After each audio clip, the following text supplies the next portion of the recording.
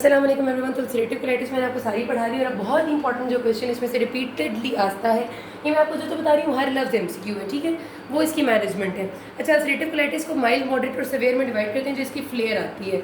अगर less than 4 stools per day है तो वो माइल्ड है, 4 to 6 स्टूल्स पर डे है ब्लडी, ठीक है, तो वो मॉडरेट है, और more than 6 bloody stools per day with systemic features like fever, weaknesses, generalize sick look, तो वो सेवियर है, ठीक है। अब माइल्ड, मॉडरेट या सेवियर एक्यूट एपिसोड के हिसाब से मैनेजमेंट है।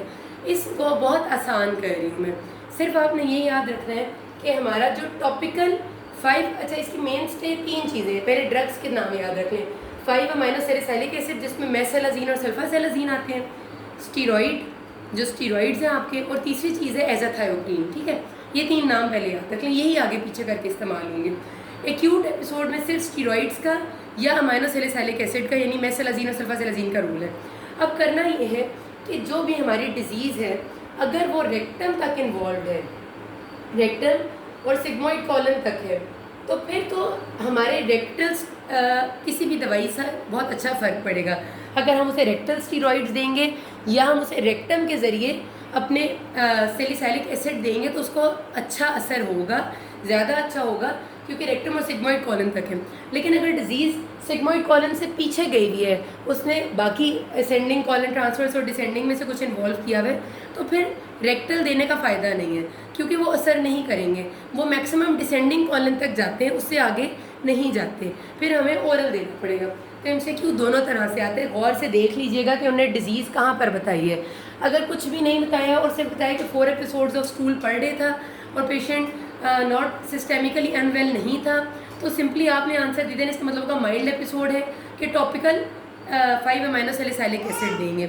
लेकिन अगर वो आपको बता रहे हैं कि 4 episodes of loose stool per day था, पेशेंट सिक नहीं है, लेकिन इन्वॉल्व एरिया बायोप्सी पे असेंडिंग कॉलन है। अब असेंडिंग कॉलन ये पहले वाला कॉलन होता है, ये वाला, ठीक है, इसके बाद ट्रांसफर्स होते हैं। इसका मतलब है कि डिजीज़ तो माइल्ड है, लेकिन टॉपिकल का मतलब रेक्टल, रेक्टल्स कोई भी दवाई देने का फ़ायदा नहीं है, वो पहुंचेगी नहीं, सीधा आपने आंसर में ओरल देना है। तो प्लीज़ अपने कॉन्सेप्ट को क्लियर रखें, क्वेश्चन गौर से पढ़ लेना कि उन्होंने एरिया बताया या नहीं बताया।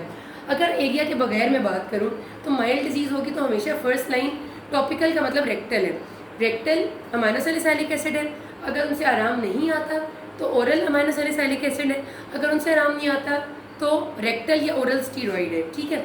मॉडरेट डिजीज़ में भी सेम यही है कि टॉपिकल अमाइनो सैलिसिलिक एसिड है या ओरल अमाइनो सैलिसिलिक एसिड है या स्टीरॉइड है। अगर वो आपको ये भी बताते हैं कि 4 to 6 episodes of loose stool per day आ रही हैं पेशेंट को और अल्सरेटिव कोलाइटिस से बायोप्सी पे, और अब आप बताएं ट्रीटमेंट क्या देना है, तो first line treatment is rectal amino salicylic acid unless area is identified.